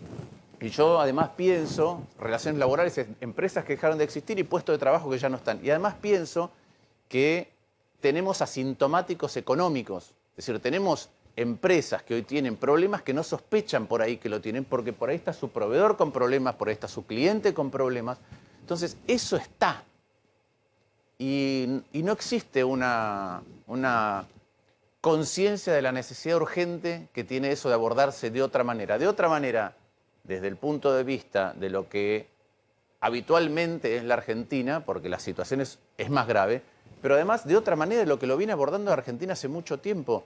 Cuando vos mirás y estimás, todos los países han tenido caídas muy abruptas de la actividad económica, pero más o menos, dependiendo de la región del mundo y del nivel de desarrollo, están retomando sus tendencias previas. La tendencia previa a Argentina de crecimiento es muy baja. Argentina, hago caso omiso de la pandemia, Argentina desde el año 74 hasta el 90 no creció, 16 años. Ingreso por habitante en caída. Y del año 2006-2007 hasta el 2019 el ingreso por habitante tampoco creció. Entonces, me parece que tenemos que abordarlo con otra madurez. Ahora tiene razón Gustavo. Gustavo dice, ¿y ahora es el momento, en plena elección? No, lo que vamos a hacer los ciudadanos cuando votamos, vamos a redistribuir cartas, poder relativo, avales a distintos proyectos, para que después se pueda dialogar, ojalá de otra manera. Está claro que eso va a ser después del 14 de noviembre, pero también está claro que los tiempos se aceleran tanto, y en economía suele ocurrir eso, que uno ve la tendencia y dice, bueno, es evidente que si siguen por acá, el resultado va a ser este. Lo que no sabes en qué momento, digamos, por ahí puede ser mucho antes de lo que te da margen de maniobra. Sí, había una frase, no la puedo citar textual porque no la recuerdo textual, pero Rudy Dornbusch tenía una frase sobre las crisis económicas, que las crisis tardan más en dispararse de lo que los economistas prevén. ¿Por qué? Porque primero, porque no todo el mundo está mirando lo que miran los economistas. Segundo, porque la política opera para contenerla. Tercero, pero después cuando se desatan no tenés margen de maniobra. Ya la tenés encima y decís, ¿cómo no pude maniobrar para evitar esta crisis? Te hago una pregunta concreta respecto a lo que pueden ser los próximos 6 meses. Yo mostraba ahí en el principio del programa un informe que me acercó a Amílcar Collante muy interesante. Últimas 4 elecciones. 6 meses previo, 6 meses posteriores. Todo calcado. 6 meses previo, el dólar oficial sube muy poquito. 6 meses posteriores, fuerte suba del dólar oficial. 2013, 2015, 2017, 2019. Y como consecuencia, 6 meses previo, la inflación lográs desacelerarla. 6 meses posteriores, un registro de inflación mucho más elevado que los 6 meses previos de la elección. Calcado. Hoy estás con el agravante, que todos conocemos, sin reserva en el Banco Central, con todos los cepos puestos por todos lados. Estás con una aceleración inflacionaria antes de la devaluación, digamos, antes de la corrección del tipo de cambio, que no es un tipo de cambio oficial que no te ancla. Digamos, empezó la aceleración y no te ancla. Estás con una negociación con el fondo que te va a pedir inexorablemente el tema de la reducción del déficit con aumento de tarifas, teniendo 52% de inflación, y algún tipo de corrección cambiaria que vamos a ver los márgenes y los tiempos. ¿Qué ves a futuro? ¿Cómo se sale de esto sin que se replique la salida de siempre, que es la que vimos desde el 2013 hasta ahora, ¿no? La crisis permanente que se logra estabilizar mínimamente para llegar al escenario electoral y después se desencadena más fuerte? Sí, desde esa época vos tenés una suerte de serrucho, Sí. ¿sí? Con una caída mucho más abrupta. El 2018-2019. Ahora, ¿cómo está la economía argentina? La economía argentina está lastimada por su historia, está lastimada por 2 herencias muy malas que no han podido ser corregidas en materia de las inconsistencias que tienen, está agravada por la pandemia y por los errores del gobierno. Entonces, ¿qué tenés hoy? Tenés una economía disfuncional con un montón de puntos débiles. Es decir, tenés una economía disfuncional que usa diques que están resquebrajados, que son malos diques, que sabés que en algún momento por ahí se filtra el agua o se rompe el dique y te inunda. Y cuando te inunda, la historia de la Argentina es que inunda agravando la desigualdad. Y con un PBI que crece poco, si agravás la desigualdad, tenés más pobreza. Entonces, eso es como está la Argentina hoy. Cada una de las medidas de contención tiene un correlato malo. Entonces vos ponés un cepo, pero tenés la brecha. La brecha te hace incentivos perversos para entrar y salir dólares, de la misma manera que te exige, a medida que va mermando eso, mayores controles a la importación de ciertos bienes y servicios que sirven para producir. Entonces, la Argentina está así. Entonces, vos decís, ¿qué puede pasar? Bueno, en gran medida depende de la capacidad de la conversación colectiva. Si no hay una conversación colectiva que te encare hacia un lugar, es casi inevitable, es una palabra demasiado fuerte, pero la historia te marca que esto se resuelve, como vos lo dijiste, en un contexto de mayor debilidad relativa. Pero aparte, esto que los economistas vemos y vemos los numeritos y decimos, la gente ya lo sabe. Bueno, porque la gente lo vivió. Entonces, esas son las expectativas que hay hacia adelante de inflación, de aceleración. Cuando uno mira... Y sobre eso tiene que trabajar la política. Exactamente. Cuando uno mira el año que viene sin accidentes, es decir, no se rompe ningún dique, que en las actuales condiciones es difícil, el año que viene es un año malo. Es un año de crecimiento bajo y es un año de inflación alta. Eso si no pasa, otra vez, si no ocurre ningún accidente en las múltiples represas de mala calidad que hemos construido de esta manera. Bueno, es de una gravedad muy grande. Entonces yo sigo pensando que el diálogo es sumamente importante. Hay una palabra que uso mucho que es conversar. Conversar es girar con el otro, tratar de entender lo que ve el otro. Ahora, yo no veo el gobierno en ese humor. Primero porque la verdad que las diferencias internas son grandes. ¿Quién te convoca a dialogar? Esa es una primera pregunta. Sí. Segundo, porque yo lo escuché a Plaini. Plaini plantea, y es cierto que puede tener con el contexto, hay 2 modelos de país. Es un problema pensar que hay solamente 2 modelos de país que no pueden dialogar entre sí. Porque yo no creo que sea entre los que creen el Estado y el mercado. Yo creo que en la Argentina el Estado no funciona, o no funciona como podría funcionar, y el mercado no funciona como podría funcionar. Ninguna de las 2 cosas está funcionando en la Argentina. Por eso que Argentina tiene el mismo PIB por habitante que en el año 74. Y peor distribuido. Y además, lo digo desde el punto de vista informal, la gran diferencia conceptual es que si hay, en un programa de televisión vos te llevas mal con tu co-conductor, con tu equipo, decís, bueno, listo, nos separamos, voy a hacer otro programa. En tu familia decís, nos separamos, voy a hacer otro matrimonio. Acá no hay posibilidad de separarse. Entonces, yo no veo que no haya... En la conducción de la gestión del gobierno. De la Argentina. No, lo que digo en la Argentina no es que, bueno, hagamos una Argentina, por un lado, como era la publicidad, creo que era de Ricardo Fondini, está Argen y está Tina, hacemos 2 países. Y después vemos a quién le va mejor. Está bien. Sí. Hay que resolver los problemas que Argentina trae estructuralmente. Ahora, eso requiere otro ánimo, primero, para debatir. Requiere otra sinceridad para debatir. Gustavo decía algo muy importante, que es, si los títulos es, todos queremos un país que crezca, a tasas elevadas, que baje la pobreza, que tenga un sistema de educación del primer mundo, que tenga un sistema de salud que nos dé garantía de que nos atendemos a todos, que tenga una infraestructura digital y real, nos vamos a poner de acuerdo todos. La pregunta es cómo lo hacemos a partir de lo que existe. Ese es el diálogo que no está viabilizado. Igual que la discusión sobre el fondo. La discusión sobre el fondo primero tendría que pasar por cuál es la discusión que los argentinos queremos sobre Argentina. Espera un segundito, por eso, de eso te quiero preguntar, ¿no? Porque estaba pensando, cuando yo le pregunté a Lombardi si era un gobierno fuerte, débil, me dice un gobierno sin ideas, que va al congelamiento de precios. No sé si coincidirás conmigo, yo lo llamo el show, le pongo el show del congelamiento de precios.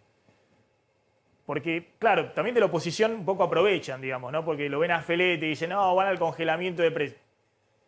Es nada, digamos, van a agarrar una canasta de precios cuidado a ver si pueden sostenerla unas semanas ahora en la transición de la elección, pero está claro que ordenar la macro es lo que están discutiendo con el Fondo Monetario. Después se verá qué modelo, si es un modelo más intervencionista, menos intervencionista, pero hay que ordenar la macro para tener un modelo económico. Ahora, ordenar la macro requiere algunas cosas muy elementales, que ahora me interesaría charlarlas con vos. Está claro que esto, o vos crees que el cotillón, el folclore de Feletti con la Secretaría de Comercio y demás, es el eje hoy de la política económica o lo que piensan hacer la política económica en los próximos 2 años? A ver, a mí me parece que el kirchnerismo entró en un modo defensivo producto de la elección. Vos lo conocés mucho más que yo, es más, porque y revirtió, vos viste un poco las cosas desde adentro, digamos. Revirtió lo que conoce. Revirtió lo que conoce. Todos los funcionarios que nombró es lo que conoce de antes. Ahora, ¿cuán profundo es el debate acerca del rumbo futuro de la Argentina adentro del gobierno? No lo tengo claro. Vos decís que mientras Guzmán y Mansur negocian con el Fondo Monetario y obviamente hacen todos los deberes de reducir el déficit fiscal, la emisión monetaria, lo que estaba Guzmán planteando para el año que viene y ver cómo se hace para acumular reservas. Por otro lado, hay una discusión interna de si pegan la vuelta y van a un esquema totalmente distinto, intervencionista, de Helvar en el... Yo lo que digo es que nosotros miramos... por eso a veces yo digo yo soy ex-economista. Nosotros estamos mirando qué hay que hacer en economía, pero hay otros actores importantes que están pensando qué hay que hacer en política. Y esas dos cosas se tienen que conjugar. No sé si vos lees el libro de Juan Carlos Torre, Diario una temporada en el quinto piso, te dice, mirá, podemos tener solución económica, pero la solución económica es una solución viabilizada desde la política. Y si ahí hay contradicciones o hay condicionantes que yo no advertí, entonces lo que yo estoy pensando desde el punto de vista económico, Guzmán puede estar pensando algo desde el punto de vista económico que Cristina lo mire desde el punto de vista político y no le cierre. ¿Eso puede pasar? Claro que puede pasar. Ahora, a mí me parece que la discusión macroeconómica no me gusta. La discusión de la economía política de la Argentina no pasa solamente por... Es decir, el acuerdo con el fondo es un... no sé cómo llamarlo, un periodo de transición al cual estás obligado producto de tu debilidad, pero no tiene que ver con la discusión de cómo Argentina crece. No. Yo, cuando miro qué le pasa a Argentina, si querés lo hago muy esquemático, me parece que pasa esto. Primero que nosotros hemos dejado de pensar... Es que vos crees que hay mucho tiempo para discutir, digamos, pues está buenísimo lo que vos planteás. Hay que discutir cómo tiene que crecer la Argentina en los próximos 30 años. Ahora, ¿vos crees que hay mucho tiempo, digamos, para enfrascarse demasiado en esas discusiones, teniendo en cuenta, yo digo, hay que ordenar la macro urgente, porque si no, la macro de nuevo va a estallar por los aires? Pero, si no sabés... Te pregunto, porque todavía no salimos de la crisis. Si no nos ponemos de acuerdo en por qué Argentina no crece, cualquier acuerdo que alcances te va a hacer tomar medidas que van en contra, muy probablemente, de lo que Argentina necesita para crecer. Es decir, a mí me dicen, vos podés tomar buenas decisiones coyunturales si no entendés tu situación estructural. Mi respuesta es no. ¿Por qué? Te doy un ejemplo muy tonto. ¿Sabemos cómo paliar el hambre? Si comemos hasta saciarnos. Yo digo, ¿y si sos un náufrago en una isla, haces lo mismo? No. Entonces, ¿yo qué miro? Miro lo siguiente. Digo, ¿qué le pasa a la Argentina, en mi opinión? Argentina tiene, producto de que hemos perdido el foco y la manera, el qué y el cómo de lo que tiene que hacer el Estado, y que, como cualquier organización, tiende a un nivel de entropía más grande, de más desorden. Argentina malgasta mucho. Malgasta. Si vos malgastás, necesitas gastar más para conseguir los mismos objetivos. Cuando gastás de más, tenés por un lado más presión tributaria. Con más presión tributaria tenés menos ganancias, sí, tenés menos ganancias. ¿Tenés más informalidad? Sí. Cuando tenés más informalidad, ¿Es más fácil conseguir un crédito? No, es más difícil conseguir un crédito. ¿Menos ganancia, menos capacidad de crédito, es menos capacidad de inversión y generación de puestos de trabajo? Bueno, entonces tenés menos creación de empleo formal desde el año 2011 que no crece el empleo formal. ¿Qué hace el Estado? Bueno, los economistas decimos que... Es la ambulancia que va atrás. Déjame ponértelo de otra manera. Nosotros, los economistas, decimos que el Banco Central es el prestamista de última instancia del sistema financiero. En la Argentina, el Estado es el garante de ingresos de última instancia de todos los demás. Porque no se pueden lograr de otra manera. ¿Cómo los lográs? Bueno, con subsidios, con empleo público, con prebendas a ciertas empresas, con las empresas que solo hacen negocio con el Estado pero no hacen negocio en ningún otro lugar porque no son capaces, con legislación de protección o una política de comercio exterior hiperprotectora de algunos sectores porque si no, no pueden generar puestos de trabajo, con legislación laboral que en algunos casos viene de hace mucho. Es decir, bueno, tenemos convenios colectivos de la década del 70, eso tampoco se puede revisar. Sale un periodista oficialista, te dice, yo tengo un comercio y no puedo más con esta ley. Nada podemos discutir en Argentina. Cuando vos tenés que todo el mundo va a buscar al Estado para garantizarse su ingreso, primero hay una puja escalada muy grande en la Argentina y eso te genera mayor malgasto. Entonces, la pregunta es cómo desescalamos por lo menos un poco eso para ordenarlo. Yo creo que si no discutimos eso, las discusiones de cuál es la transición con la que encaramos con el fondo, te pueden comprar tiempo. Pero también es cierto que la Argentina, no sé, por ahí Gustavo lo sabe más, debe haber hecho a lo largo de su historia 20 acuerdos con el Fondo Monetario. No cumplió uno. Más, sí. Uno. Entonces, me parece que hay una simplificación también de lo que significa un acuerdo con el Fondo Monetario. Ahora, ¿no crees? Dejo de lado todo el tema de... que tengo entendido que no está en la negociación con el fondo, el tema laboral y demás, tal vez esté más adelante. También coincidirás conmigo que nunca en la ecuación económica, más allá del tema de la legislación y demás, el costo laboral ha estado tan licuado en la ecuación económica de hoy de cualquier empresa, digamos, ¿no? Producto de la caída del salario real. La verdad que nosotros, en la Argentina se habla mucho de costo laboral cuando el tipo de cambio no es competitivo. Claro. ¿Sí? Pero también es cierto que no es solamente el costo laboral, es la incertidumbre en otros aspectos, más la modernización de las relaciones laborales sin afectar derechos, insisto. Y el tema de el ingreso y salida del mercado de trabajo como una forma de encontrar también óptimos de empleo y demás. Pero más allá de eso, dejemos de lado el tema laboral que genera, obviamente, también todo un conflicto adicional en la coalición de gobierno que se basa en los sindicatos. ¿No crees que hemos llegado en esta coyuntura? Yo digo, tocaste un fondo total. Fondo en términos de crisis total, porque estás en un gobierno que es peronista, kirchnerista, como quieras llamarlo, que hizo una campaña electoral en la cual, más allá de lo que dicen del plan platita y todo eso, vos sabés porque ves los números, se quedaron sin nada. Es decir, no pudieron poner ingreso en el bolsillo de nadie. Fíjate que las cosas que habían anunciado y demás, todo licuado por cuarto año por la inflación, y cuando tuvieron que compensar, desmontaron rápidamente todo, porque si no la brecha se les iba arriba de 300 pesos el dólar, a valores de hoy, ¿no? Lo que pasó el año pasado. ¿No crees que de alguna manera se aceleró tanto la crisis que un poco lo que se está discutiendo ahora y en el corto plazo es cómo se evita que esto termine de detonar en un gobierno peronista que, insisto, muchos dicen son unos responsables totales en esta coyuntura, pero en esta coyuntura han maniobrado incluso en línea con lo que dice Cristina. Digamos, Cristina dice, hicieron un ajuste fiscal. Sí, te lo hizo el mercado, la inflación y demás.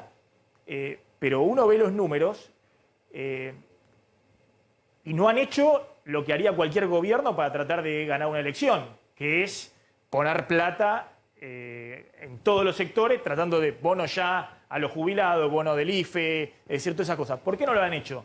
Y bueno, porque han tenido, obviamente, el límite de la realidad, porque si lo hacían, iban a una crisis mayor y una licuación todavía mayor. ¿No crees que eso un poco se está discutiendo? Bueno, el gobierno está de alguna manera vencido desde el punto de vista también conceptual en lo que ha sucedido en la propia campaña electoral, donde se quedó sin margen y quedó arrinconado. ¿Cómo se sigue? Por eso, a mí me parece muy interesante lo que vos planteás respecto al modelo de país y qué acuerdos se encuentran respecto a eso, porque eso va a dar certidumbre también.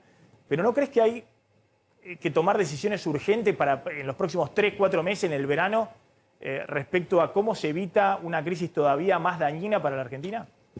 Sí, como decíamos antes, yo creo que como los diques que construiste son malos, estamos todo el tiempo a riesgo de terminar inundados y entonces con un problema social y político mayor. Sí, eso existe y hay que abordarlo. Ahora la pregunta es, insisto, ¿con qué espíritu lo vas a abordar? En mi opinión, lo que vaya a pasar en los próximos meses depende en el cortísimo plazo de cómo reaccione el gobierno al resultado electoral. Depende cuál sea el resultado electoral y cómo reaccione el gobierno. Ese es el cortísimo plazo.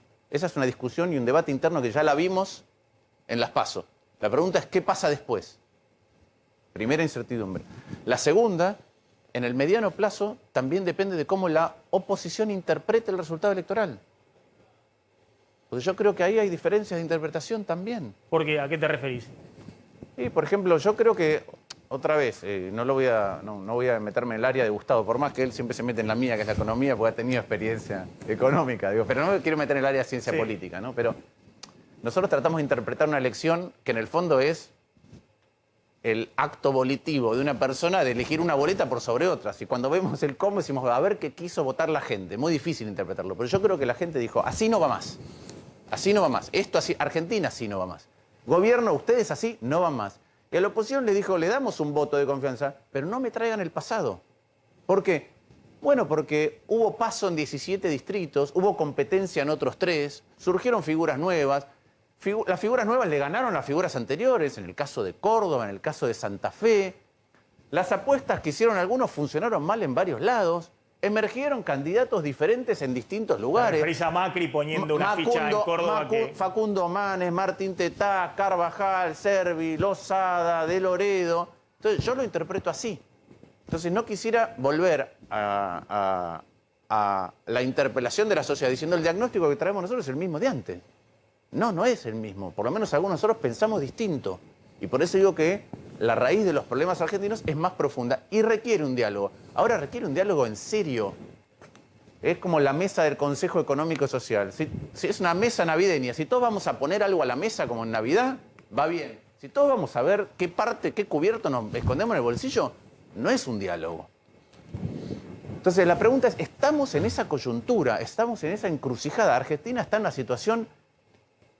Es difícil pensar por cómo está el mundo, por cómo el mundo se está tensionando en sus diferencias, por cómo los países en vía de desarrollo tensionan sus diferencias internas, por cómo está transcurriendo la política en el mundo, por lo lacerados que veníamos de antes y por la gravedad de la situación, es difícil no pensar la Argentina con otro estado de ánimo en base a las posibilidades reales y concretas que se abren, que no son infinitas y tienen riesgos, pero sobre eso tenemos que operar. Entonces yo la cancelación de todas las discusiones de nuestro lado o de otro, cuando dicen hay dos modelos, hay cosas que... No acepto, todo está para ser discutido. Vos decís que... Y en el largo plazo depende de cómo... Yo dije, en el corto depende de cómo reaccionen ellos, en el mediano cómo reaccionamos nosotros, en el largo depende de la interrelación. Vos decís, así como le bajaron el pulgar a Macri, que fue la primera vez donde un presidente se presenta a la reelección y no es reelecto, 2 años después le bajan el pulgar a este gobierno, pero no quieres decir que te suben el pulgar a los que estaban antes, digamos. Vos decís... Yo no lo entendí así. Yo entendí no entendiste así. Pero hay otros, por eso digo, en nuestro espacio hay algunos que dicen sí. Que entendieron así, que ahora están dándole espacio al segundo tiempo, digamos. Bueno, hay algunos que piensan que es una reivindicación completa. Y digo, no, esa reivindicación completa no existió porque, de hecho, nuestro espacio perdió esas elecciones. Entonces, naturalmente que hay cosas que revisar y concepciones, yo diría hasta diagnósticos distintos, por qué la Argentina está trabada desde hace tanto tiempo. No es la culpa del otro solamente. A mí me pueden molestar muchos comportamientos. Volviendo al diálogo. El gobierno o algunos miembros importantes de este gobierno dicen diálogo. Yo estoy en el Senado, hay 0 diálogo. 0. Entonces, hay cosas que naturalmente no me gustan. Bueno, pero hay que incentivar en aras de el mayor bienestar de los argentinos algún tipo de diálogo. La manera de incentivarlo para mí es el resultado de las elecciones. Sí, va a forzar otro tipo también está claro que cuando estás gestionando, ¿no? Y estás en una situación más complicada. Hablando del libro de Juan Carlos Torre, que la verdad que es muy interesante, fantástico, respecto también al condicionamiento que tenía Alfonsín con el Partido Radical y su equipo económico, ¿no? con su ruil. Y con la situación política. Por ejemplo, la situación política es los militares que... Por todos lados. Pero además... Con el tema este, que vos vas negociando al fondo y el fondo te pide un puntito menos de déficit fiscal, te das vuelta, venís acá y hablas con los políticos y un puntito menos de déficit fiscal es donde recortás. Y todo eso tiene... Pero ponelo del otro lado. Y un Sí. político te dice, vos te fuiste al fondo, comprometiste esto y a mí me generás un problema claro. social gigantesco. Claro. Entonces, ahí por eso digo, yo digo soy ex economista, porque son las dos cosas en conjunto lo que hay que viabilizar. Sí. No es, viene alguien desde afuera y te dice, la economía se soluciona así, porque si no, la verdad que Argentina tiene economistas entrenados en crisis, sí, tiene economistas entrenados acá, en la UBA, en la universidad que quieras, buenos, a patadas. ¿Tiene economistas entrenados internacionalmente? Un montón. ¿Y cuál es el problema? ¿El problema es la economía? El problema es un poco más amplio. El problema, alguno decía, está en el agua, en lo que bebemos, por ahí por eso funciona distinto. Vos sabés que Canitrot, que es un protagonista también de ese libro, fue el viceministro de Economía de Surruil, que era brillante. Vos El lo primero que me conociste muy bien, ofreció, sí, Adolfo, sí. Adolfo, extraordinario. Extraordinario, aparte muy ocurrente y creativo. Un personaje, me decía cuando yo le cuestionaba a principios de los 90, ¿cómo puede ser? Ustedes volvieron a acordar con el Fondo Monetario y demás. Y me parece que se aplica lo que le pasa al gobierno. Y Canitrot decía, ¿qué querés? Te estás ahogando en el medio del río y pasa una lancha de narcotraficante, ¿no te vas a subir? Es un poco la discusión que hay hoy en todo lo que ocurre para adelante, que todas son soluciones, si se quiere, malas desde el punto de vista, político. Pero vos fíjate que en esa época... Había toda una carga ideológica mucho mayor, ¿no? Digamos, pero más allá de la carga ideológica, para mí había una carga ideológica mayor, pero además de eso había una comprensión un poco más cabal y profunda de cuáles son los problemas estructurales de la Argentina. En los últimos 50 años, a fuerza de crisis financiera, la Argentina solo mira si puede financiar algo o no. Claro. Pero no mira cuál es el problema estructural. Entonces, en ese momento, tuviste la osadía de ir a discutir un programa distinto con el fondo. La pregunta es, ¿somos capaces desde la política en la Argentina de discutir qué le pasa a la Argentina para ir a debatir de otra manera con el fondo? Sí. Porque si no, vas a terminar en un programa como los habituales del fondo o vas a terminar en un incumplimiento. Pero es interesante lo que vos decís. Estamos ya hace mucho tiempo, por lo menos más de una década, manoteando las cajas, entre comillas, del financiamiento del corto plazo y te vas acabando todo, digamos, para administrar la crisis, no salir de la crisis. Yo digo que hay algo más profundo, que es que los países crecen cuando usan los recursos reales que tienen. Nosotros solamente debatimos en la Argentina, los economistas, si tengo plata para. No debato cómo movilizo un recurso real. Es decir, agarrar al Estado. No es, ¿puedo pagar esto? Es, ¿tendría que estar pagando esto? ¿O estos recursos tendrían que estar en otro lugar haciendo otra cosa? El sector privado. No es si tengo plata, ¿estoy movilizando todos los recursos que puede movilizar el sector privado? Los planes sociales, ¿los tengo que tener? Sí. ¿Estoy movilizando un recurso real para que genere valor agregado a la sociedad? Esas son las preguntas que en la Argentina hemos dejado de hacernos. Una pregunta, Claudio. No, y vos en la coalición que integrás, ¿notás, digamos, vos decís que hay diálogo cero en el Senado, pero notás una ambición justamente de construcción, de ir hacia adelante, de mirar hacia adelante, en el sentido que vos estás planteando de los verdaderos problemas, de sentarse con el gobierno y ver de qué manera vas al fondo a negociar con tu propio programa? Otra vez, Claudio. Antes de que esto estalle, digamos, lo decía Gustavo. El diálogo al que invita el gobierno tiene un título y no dice nada. Y otra vez, yo estoy en el Senado, no hay diálogo. No hay diálogo quiere decir que no nos dicen con la suficiente antelación cuándo es la sesión. Y hay pocos vuelos y los senadores que vienen en interior no pueden venir.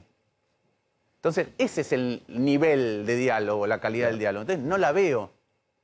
Ahora, vos me decís, ¿nosotros estamos teniendo en la oposición esta discusión? Sí, claro que la estamos teniendo.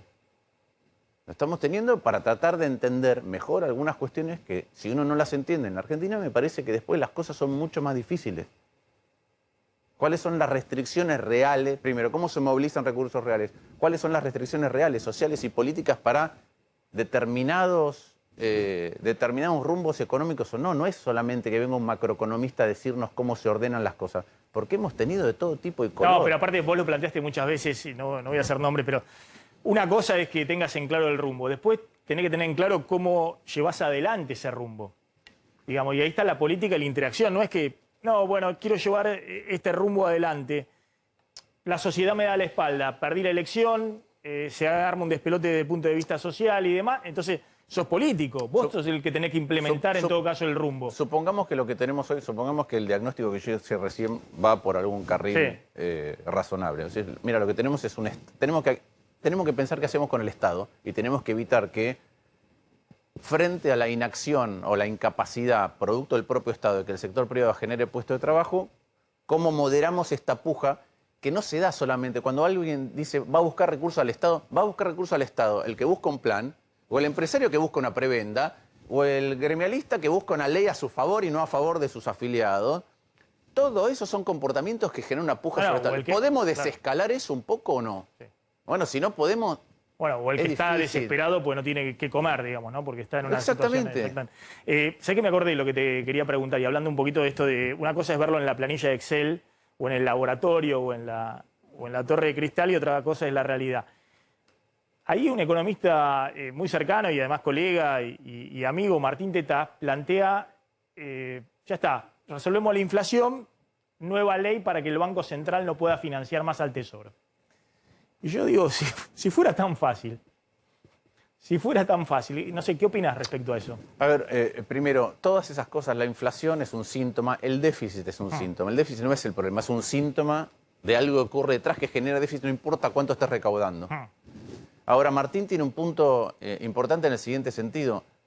Sin un equipo más profesional y sin un Banco Central no independiente, porque los bancos centrales no son independientes 100% en cualquier contexto. Preguntarle a la Reserva Federal en el último año. Pero sin un canon razonable de cómo funciona un banco central, qué cosas hace, qué cosas no hace en contextos normales, es muy difícil sofrenar la inflación. Ahora, a lo que voy, Martín, está claro que tenés que achicar e ir a superávit fiscal eventualmente y dejar de emitir, porque ya son papelitos de colores que nadie los quiere y va todo a más devaluación y más inflación. Ahora, porque vos lo pongas en una ley, el día de mañana no podés pagar las jubilaciones, no podés pagar los planes sociales y demás, y te quemaron la Casa Rosada. Digamos, de eso estamos hablando en última instancia, de que los economistas piensen en las opciones, está bien en la planilla de Excel, pero después hay que aplicarlas en la realidad. Pero por eso todas esas cosas, como decía antes, son síntomas de un problema político, social, como lo quieras llamar, que hacen que frente a haber perdido alternativas, manoteas. Ahora, el manoteo en la Argentina se da inclusive cuando no perdiste alternativas. Eso es lo que dice Martín. ¿Viste? Tenés un Banco Central que recurre a ciertas cosas a instancia del Tesoro, inclusive cuando tenés otras alternativas. Entonces, a mí me parece que tiene que haber un cauce normal a ciertas cosas, que es parte de la conversación de por dónde va a transcurrir cada uno de nosotros, por dónde vamos a hacer un diseño institucional de cada una de las cosas, sabiendo que tenés que contar con esa flexibilidad. Si todo se rompe, ya sabemos cómo reaccionan los bancos centrales en distintos lugares del mundo, pero no podés estar rompiéndolo todo el tiempo, porque si no, no tenés ninguna manera de desescalar y encauzar las conversaciones. Yo creo que Martín se refiere a eso. A lo que voy, y no lo personalizo en este momento también, sino también lo que le pasó a Macri, que perdió la elección en el 2019 y se terminó el programa con el FMI y de emisión cero y empezó a emitir para poder llegar a diciembre y entregar el poder. Si no, no solamente no hubiese sacado el 40%, sino que hubiese tenido algunos problemitas desde el punto de vista social y político. A lo que voy es... Yo creo que es en la Argentina... Parece ser un poquito más complejo, digamos, de... claro que es más complejo. Lo resolvemos con la fórmula de los economistas. Yo comparto eso. Yo creo que además en la Argentina no debatís en profundidad qué haces con la restricción externa y cómo movilizás recursos reales. Todas las demás cosas que vos pienses, sector por sector, tarde o temprano se rompen. Vos podés arrancar un gobierno diciendo no quiero holdouts, o no quiero tener deuda impaga. No quiero tener brecha o control de cambio y no quiero tener retenciones. Y terminar con las tres. Pero Martín, ¿y por dónde empiezas en esta crisis? Digamos, porque tenés un menú de opciones justamente y digamos, el diagnóstico es abarcador, pero ¿por dónde empezás? Yo, como decía antes, yo tengo este diagnóstico, con lo cual creo que hay que desescalar todos estos comportamientos que requieren como decía antes, una conversación de decir, no, mira, lo mío está y lo demás no sé cómo, no sé si va a venir. Eso no puede ocurrir. Porque si no, no vamos a poder ordenar nada. Ahora, ¿esto es pasos sucesivos? Sí, primero tenemos una elección y en la elección la gente va a distribuir avales, fortalezas relativas para ojalá iniciar una conversación sobre la Argentina que viene. Espérame que voy a cerrar, que lo tenemos a Gustavo, y gracias Gustavo como siempre por venir hoy. Dame un análisis de cierre respecto a cómo estás viendo a la oposición. Obviamente, por lo que cuenta Lustó y se sabe, es uno de los dialoguistas. Lo que está planteando la Argentina, hay que, después de la elección, en algún momento encontrar una salida conjunta. Larreta dijo lo mismo en IDEA el otro día, dijo la grieta es una catástrofe. ¿Vos ves que eso es hoy más complejo desde la oposición o desde el gobierno? Yo coincido con la interpretación que hace Martín del resultado de la primaria, porque le está diciendo, mira, acá hubo una herramienta de castigo que no necesariamente supone la reivindicación de lo anterior. ¿Por qué creo que eso es importante? Porque de cómo vos analices e interpretes algo, después procedes en consecuencia. En el 2019, la campaña del Frente de Todos fue volvemos para ser mejores. En algún momento entre el 2019 y el 2021 esa interpretación cambió y se dijo, no, volvimos porque éramos mejores. Pues si no, pero ese no fue el mensaje del 2019. El mensaje del 2019 era que había que cambiar herramientas y elementos porque el futuro, frase súper trillada, está adelante, no atrás. Permitime una mención del mensaje de Cristina que citó una película, Goodbye Lenin, el sábado en su mensaje. Bueno, esa película, para los que no la vieron rápidamente, una mujer entra en coma antes, digamos, del derrumbe de la Alemania socialista y vuelve después y había que ocultarle todos los síntomas de que había habido un cambio.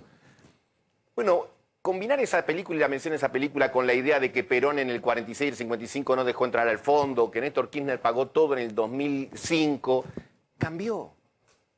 Cambió. Es goodbye Argentina del pasado, es otra cosa, estamos en otro contexto, es otra realidad, tenemos determinadas carencias y es eso lo que hay que administrar. A todo el famoso chiste que hacen ustedes los economistas, si tuviese una brelata, ¿no? Como diciendo, cuando te falta algo, si tuviese, que también lo hace la política, si tuviese tal cosa, si tuviese fenómeno, pero no la tenés. Yo tenía un profesor que decía, entre bien comidos y bien vestidos, todos elegimos bien comidos y bien vestidos. Obvio. Sí. Obvio, entonces creo que el gran dilema es en última instancia construir ese espacio, digamos, para plantear después del 14 de noviembre, pero por supuesto que eso va a requerir previamente del lado del oficialismo algún tipo de diagnóstico común para poder sentarse frente, porque si no, digamos, pues la pregunta obvia que uno haría es decir, bueno, ¿en qué nos ponemos de acuerdo nosotros para después ir y poder ponerse de acuerdo, en todo caso, con lo que están a ver en el frente? Si eso no se da, es más complejo todo. Es buenísimo lo que planteás respecto a Goodbye Lenin, porque de alguna manera Cristina planteaba como una especie de que ella es capitalista y demás, pero esa discusión me parece que hoy no está ni en la Argentina ni en el mundo, digamos. Si vamos a estar en el capitalismo, vamos a volver al bloque socialista, digamos, porque ya desapareció el bloque socialista. Le pregunté el otro día acá a Nicolás del Caño, le digo, bueno, ¿y en qué modelo exitoso en el mundo ustedes se referencian? Me dice, no existe, no hay modelo exitoso en el mundo para la izquierda que sacó 1.300.000 votos en la Argentina. Digo, cada uno, pero claramente no es ni el socialismo ni nada de eso. Ahora, pero es interesante lo que vos planteás. Por ahí Cristina lo que está proyectando en esto de Goodbye Lenin y ve una realidad aparte, que pueda replicar lo que ella hizo o Kirchner hizo en otro momento, digamos, estar pensando en esas realidades llevadas a la actualidad. La historia es cierta solo una vez. Por supuesto que te da referencias y por eso es bueno leer historia y estudiar historia, pero si te diese la respuesta de todo, pues decís que buenísimo, no labura más, digamos, te sentás así, decís esto, apretás el botón y tal cual.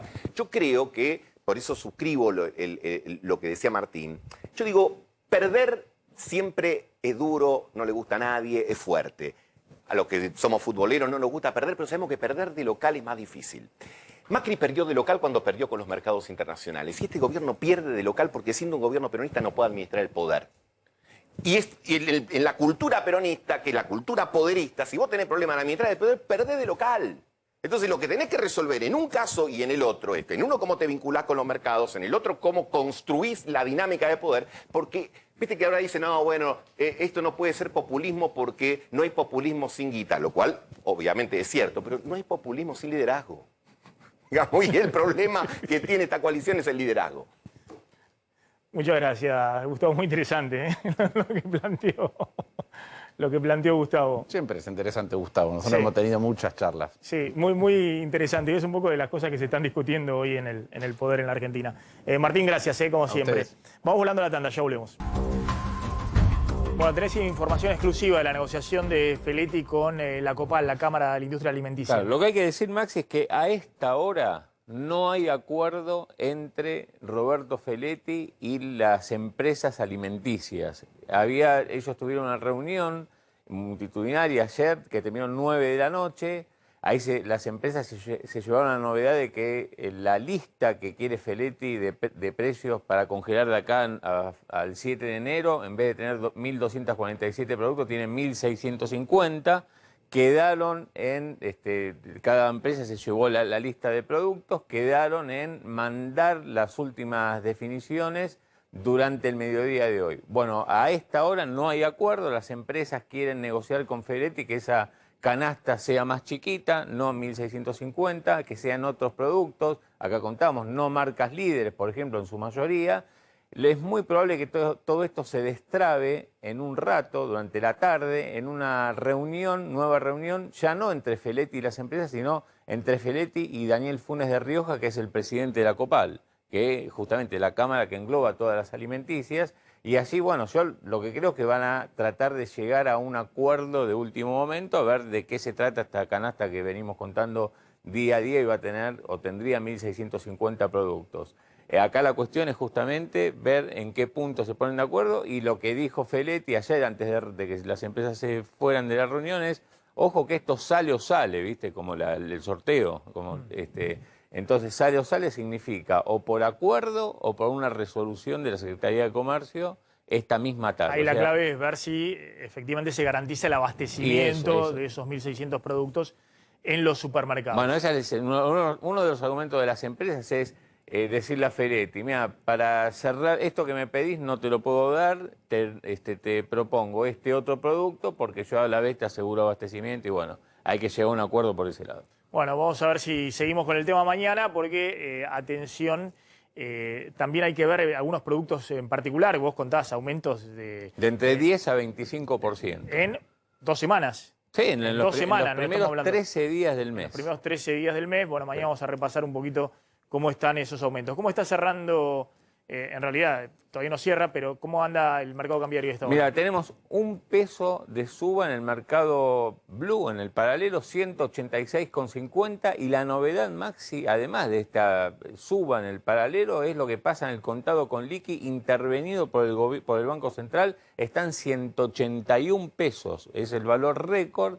Ayer tuvieron que vender 10 millones de dólares para bajarlo un poco, están vendiendo menos que hace el pulso que hace de la 2 dolarización, semanas. atención, Claro. Porque ese dólar de dolarización de las empresas, de los agentes privados en el sistema financiero, está 10 pesos arriba de lo que era la intervención hace un mes y medio del Banco Central, que había puesto una barrera en 170, ahora está frenando, tratando de frenar ese dólar en 180 pesos y está teniendo dificultades.